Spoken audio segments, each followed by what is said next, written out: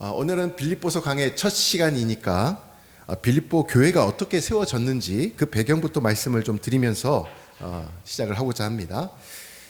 보시는 사진처럼 사도 바울이 복음을 전하기 위해 이제 두 번째 2차 전도 여행을 떠나게 되는데, 그때 여행의 그 지중해가 이렇게 가운데 크게 그려져 있죠.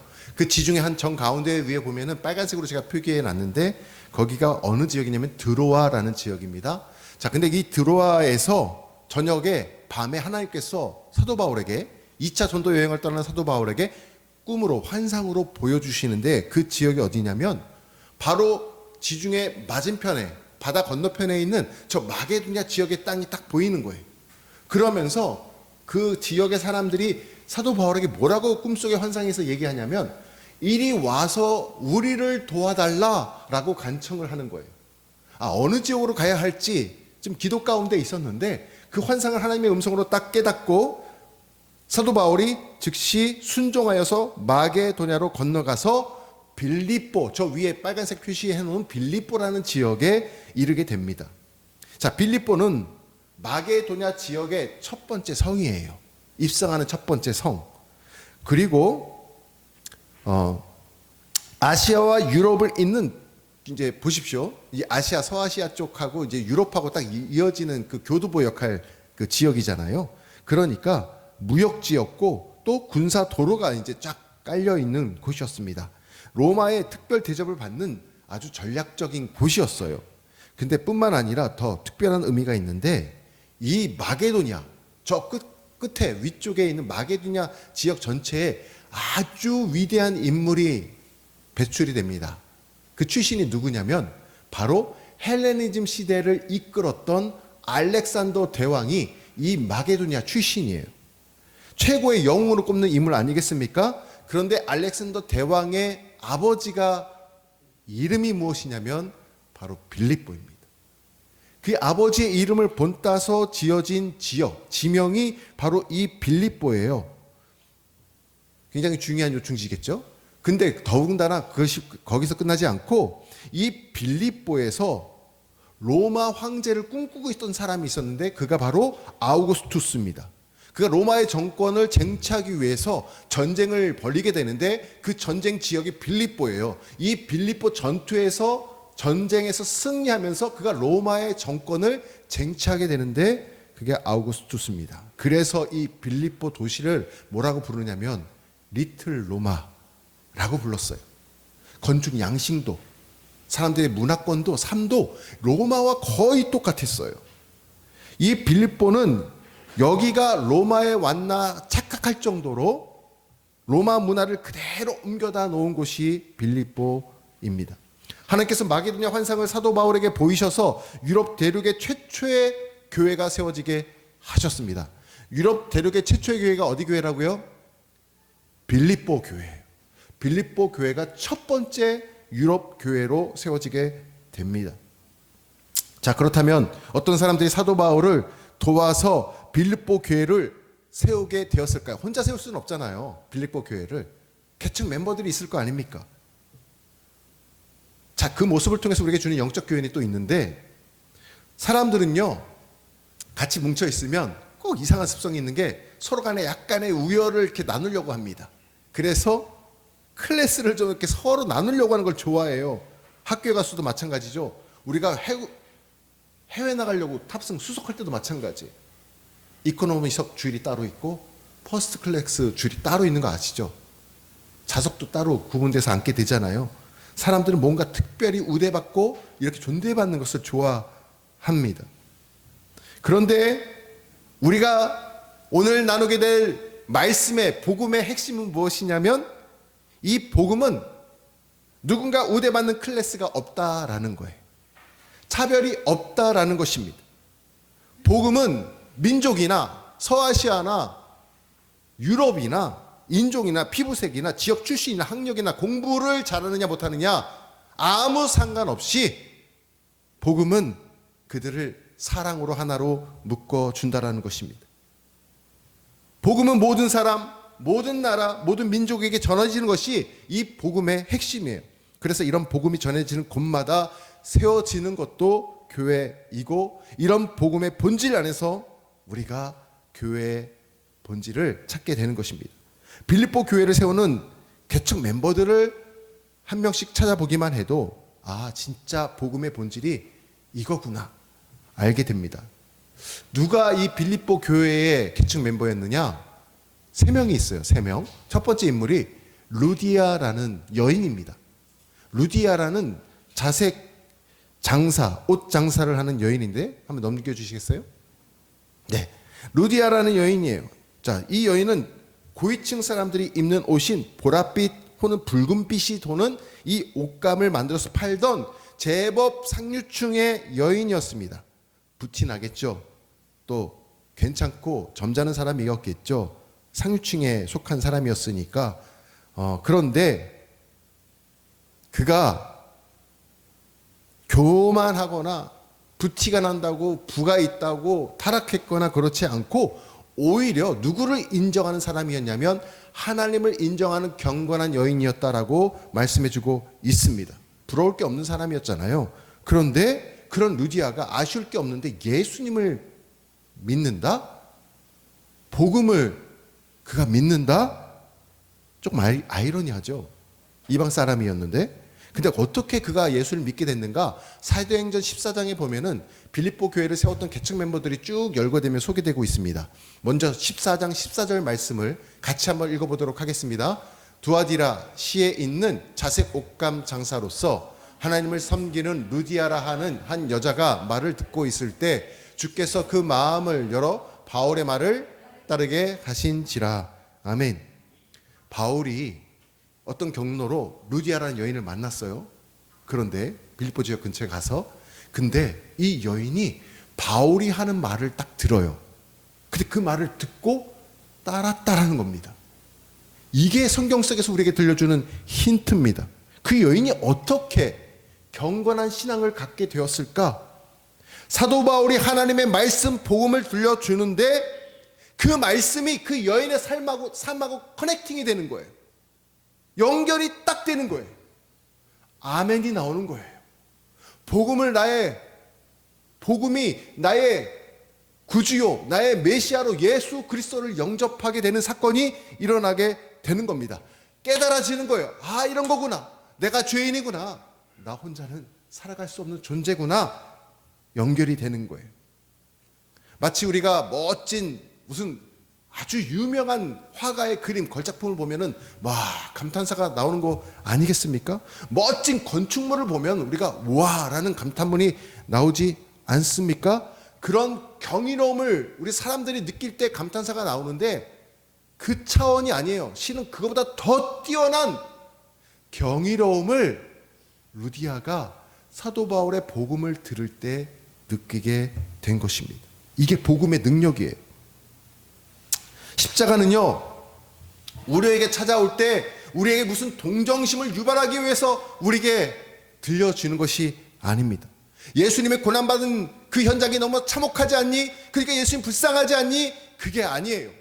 예수님께서는 전능자시고 만왕의 왕이신데 우리를 위해 성육신하셔서 우리와 똑같은 몸을 입으시고 나를 위해 대신하여 십자가에서 피 흘려 죽으시기까지 우리를 사랑하셨단다.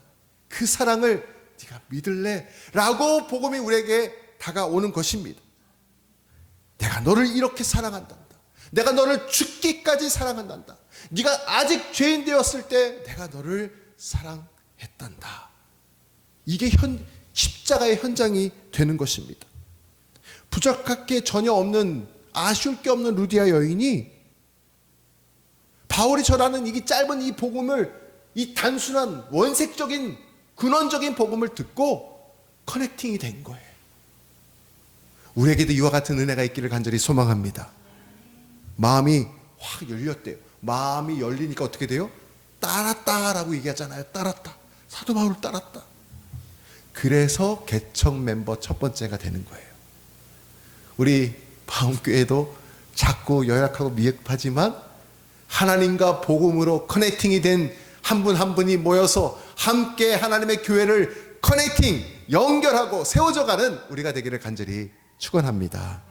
두 번째 멤버가 있어요. 두 번째 멤버는 누구냐면 귀신 들린 여종이래요. 기가 막히죠.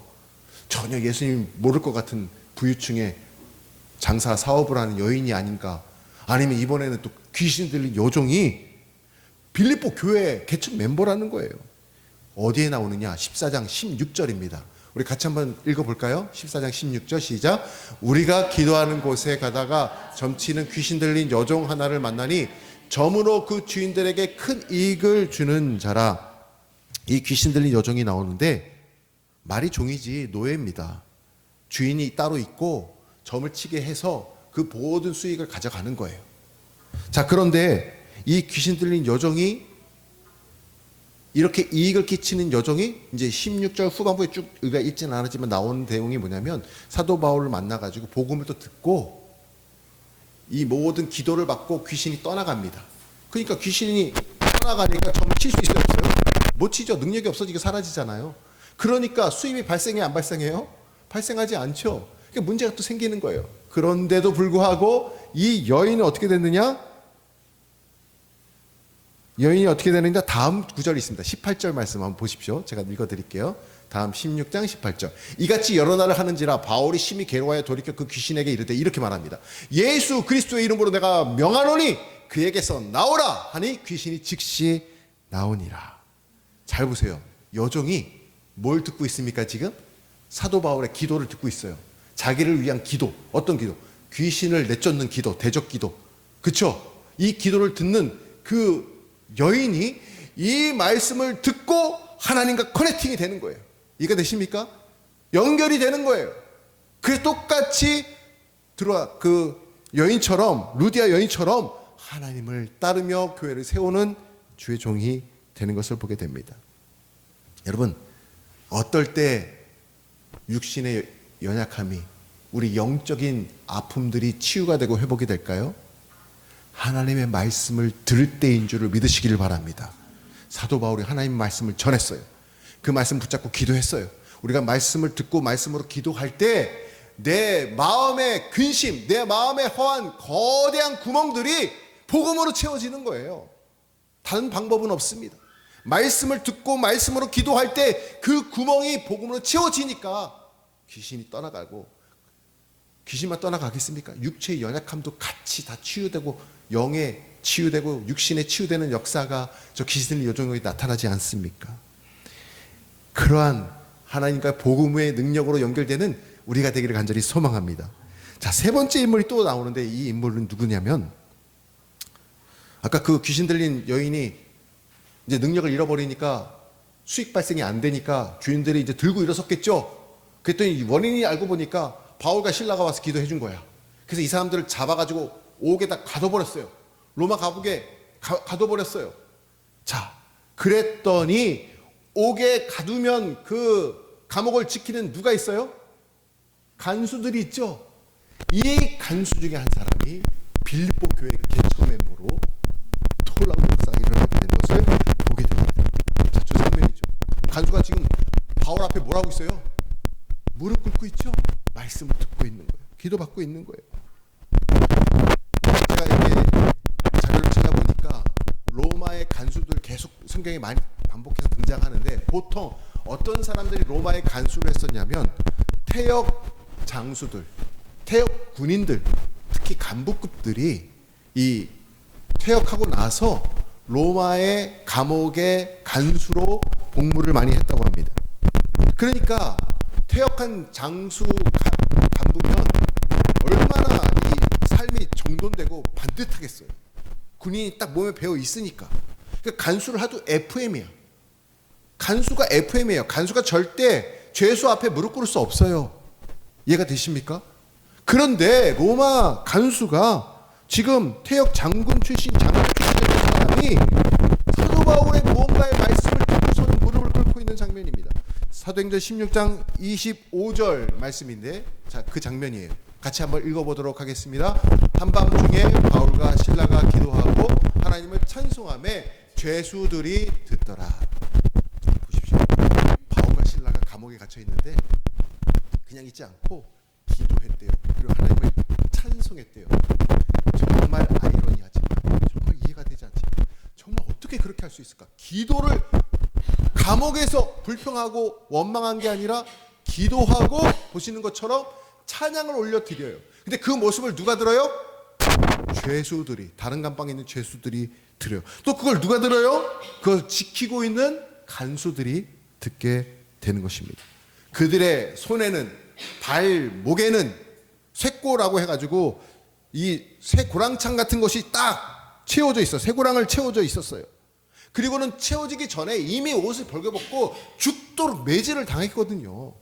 그런 상태에서 갇혀 있는데 벌게 벗겨지고 발에, 발목에 쇠고랑을 차고 저렇게 앉아 있는데 찬양이 나오겠어요?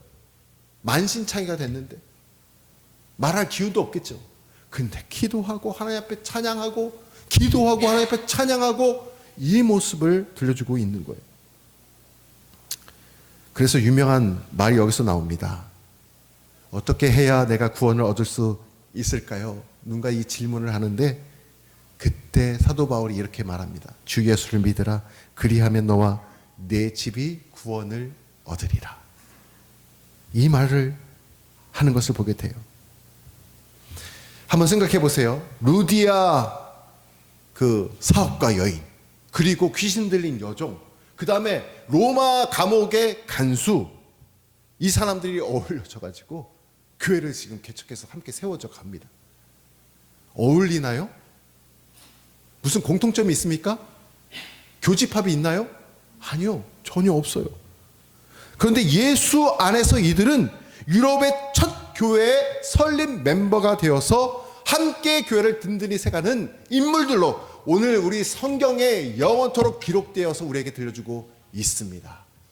와, 바움교회 개척 멤버, 바움교회를 세워가는 성도로서 하나님 나라 이렇게 기록되어져서 대대 이렇게 이름이 올라가면 얼마나 기쁠까요? 할렐루야. 어울릴 수 없는 세 사람처럼 전혀 교집합이 없는 우리도 이 자리에 지금 함께 앉아 있어요. 동서남북에서 각지에서 각자 몰려왔어요. 파주에서 살지 않았고 타지에서 살다가 오신 분들도 계시고 서울에서 오신 분들도 계시고, 그렇죠? 여러 가지 상황 가운데 우리가 이 자리에 모였습니다. 그런데 어떻게 우리가 함께 한 비전을 품고 하모니를 이루며 나갈 수 있는가? 그것이 바로 복음의 능력인 줄 믿으시기를 바랍니다. 복음으로 커넥팅이 되면 우리가 하나가 되어서 함께 교회를 세워갈 수 있는 것입니다. 사도 바울이 지금 빌립보 교회 교인들에게 쓴 이 편지는 아까 말씀드린 것처럼 편안한 집 안에 거실, 서재가 있는, 책상이 있는 곳에서 편안하게 빌립보 교인들에게 편지를 쓰는 게 아니에요. 어디예요? 옥중서신 중에 한 편지입니다. 감옥에서 지금 이 편지를 쓰고 있다고요. 찬양하다 기도하다가 편지를 쓰는 거예요. 그래서 바울이 이 빌립보 교회를 AD 51년에 최초로 세우게 되는데 그 뒤 거의 10년이 지나서 51년에 교회를 세웠어요. 이 루디아와 여인과 여종과 간수와 함께 세웠는데 10년이 지나서 이 편지를 지금 써서 보내고 있습니다. 왜 그럴까요? 사도 바울이 설립자고 설립 목회자인데 로마 감옥에 갇혔다는 소식을 빌립보 교인들이 들었어요. 근데 그때 빌립보 교회 상황이 너무너무 안 좋았어요. 세 가지 어려움이 있었어요. 경제적으로 어려웠어요. 왜? 핍박이 있었기 때문에. 왜? 어떤 핍박? 가난과 핍박. 어떤 핍박? 로마 황제를 숭배하라는 사상 가운데 이들이 우리는 우상 숭배할 수 없다라고 그것을 거부했거든요. 그래서 거부하니까 모든 사람들이 교회를 지탄하고 핍박하기 시작하는 거예요. 그러니까 물꼬가 이제 막히니까 경제적으로 어렵게 되겠죠. 가난해지는 거예요. 핍박을 계속해서 겪고 있습니다. 그리고 그 안에서도 이 신학적인 이유 때문에 내분의 분쟁이 막 일어나고 있었어요. 교회 안에서도. 근데 이런 어려움 가운데 설립자인 사도 바울이 로마 감옥에 갇혔다는 이야기를 들으니까 성도들이 마음을 모아서 헌금을 하기 시작하는 거예요. 헌물을 바치기 시작하는 거예요.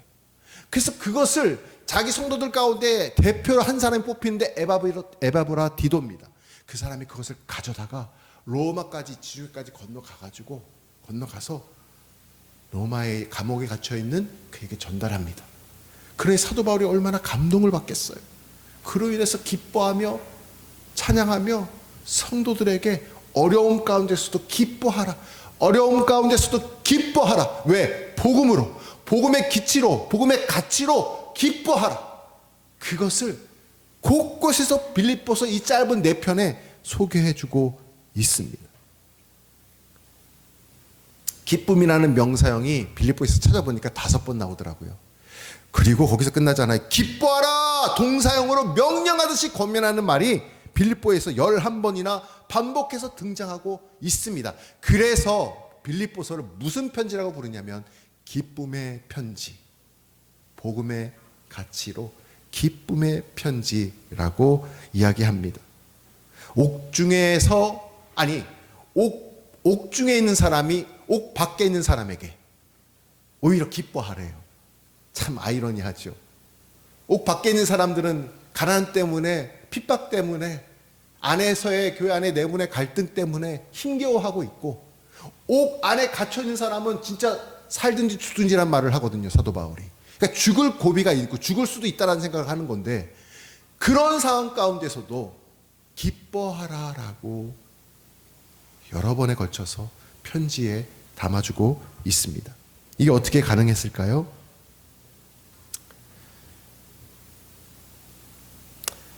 바로 이것이 하나님의 복음의 능력임을 믿으시기를 바랍니다. 복음의 능력이 서로 섞일 수 없는 사람들이 한데 뭉쳐서 교회를 세워가게 하시고, 가난 속에서도 핍박 속에서도 갈등 속에서도 이 복음의 능력이 우리를 다시 뭉치게 하고 우리를 다시 기뻐하는 자로 세워주는 것을 믿으시기를 바랍니다. 빌립보 교회가 우리에게 주는, 우리 바움교회에 주는 영적인 교훈이 있어요. 바로 어떤 환경에서도 복음으로 기뻐하라. 복음으로 기뻐하라는 것입니다.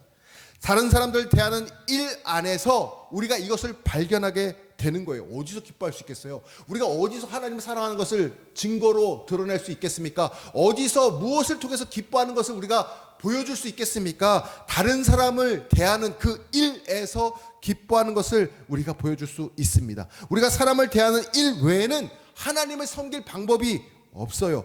우리가 교회 안에서 성도들을 대하는 일 외에는 하나님을 섬길 방법이 없습니다. 우리가 학교에서 친구들을 대할 때, 우리가 직장에서 직장 동료와 나를 찾아오는 고객들을 대할 때 그 일 안에서 하나님을 향한 사랑과 복음의 능력이 나타나는 것입니다. 이것 때문에 안 된다, 저 사람 때문에 안 된다 말하는 것이 아니라 복음으로 기뻐하라. 사도 바울은 우리에게 권면합니다. 저 사람이, 저 친구가 왜 저런 행동을 하는지 이해가 안 된다 말하는 것이 아니라 복음으로 기뻐하라. 그 상황 가운데서도 사도 바울은 우리에게 들려주고 있는 거예요. 저 동료 때문에 내 퇴근이 늦어지고 있어, 내 일거리가 많아지고 있어 말하는 것이 아니라 그때 복음으로 기뻐하라. 우리에게 들려주고 있습니다. 나는 영원히 죽을 수밖에 없는 죄인임에도 불구하고 나를 대속해서 십자가에서 대신 죽으시고 부활하신 예수 그리스도로 말미암아 나 같은 자가 하나님의 자녀가 되었다라는 것으로, 그것만으로도 기뻐하라 말해주고 있습니다. 복음이 우리 안에 충만히 임하여서 어떤 상황에서도 기뻐하는 우리가 되기를 간절히 소망합니다. 기쁨의 조건은 환경에 있지 않습니다. 내 안에 있는 복음에 있음을 꼭 기억하시기를 바랍니다. 지난 한 주간도 내가 관계의 어려움 때문에, 지난 한 주간도 내가 재정의 어려움 때문에 중독의 문제를 이기지 못해서 우울하고 힘들고 어려웠다면 다시 정상으로 회복될 수 있는 오늘의 귀한 메시지를 하나님께서 우리에게 들려주십니다. 복음으로 기뻐하라. 할렐루야. 그렇다면 우리는 이렇게 고백할 수 있을 것 같아요. 환경 보지 않고, 상황 보지 않고 하박국 선지자처럼, 사도 바울처럼 이렇게 고백할 수 있을 것 같습니다. 이제 이 말씀을 읽고 같이 말씀을 정리하고자 하는데, 하박국 3장 17절과 18절 말씀입니다. 우리 같이, 제가 2주 전에도 이 말씀을 했던 것 같아요. 하박국 3장 17절과 18절 말씀 같이 읽겠습니다. 비록 무화과 나무가 무성하지 못하며 포도나무에 열매가 없으며 감람나무에 소출이 없으며 밭에 먹을 것이 없으며 우리의 양이 없으며 외양간에 소가 없을지라도 나는 여호와로 말미암아 즐거워하며 나의 구원의 하나님으로 말미암아 기뻐하리로다. 할렐루야. 하박국 선지자가 얘기하네요. 1년 동안 농사를 지었는데 소출이 없대요. 열매가 없대요. 여러분, 그럼 망한 거예요. 외양간에 송아지가 없대요. 양이 없대요. 그러면 끝난 거죠. 그런데 하박국 선지자가 뭐라고 합니까? 그런 환경 속에서도 나는 기뻐하고 기뻐한다. 왜요? 하나님이 모든 걸 다 버리시고 나에게 찾아오실 만큼 나를 사랑하시기 때문에. 할렐루야. 이게 복음이죠. 이 복음 때문에 하박국 선지자는 구원의 하나님으로 말미암아 내가 기뻐하고 기뻐하리라 말씀해주고 있는 것입니다. 만왕의 왕 되신 그분이 날 사랑하고 사랑하셔서 나를 택하여 주시고 나를 자녀 삼아 주셨으니 그 복음의 능력으로 예배당을 나가는 그 순간부터 이번 한 주간에도 날마다 복음의 능력으로 기뻐하는 삶을 사는 저와 여러분 되시기를 주님의 이름으로 축원합니다. 오늘 주신 말씀 붙잡고 같이 기도하겠습니다.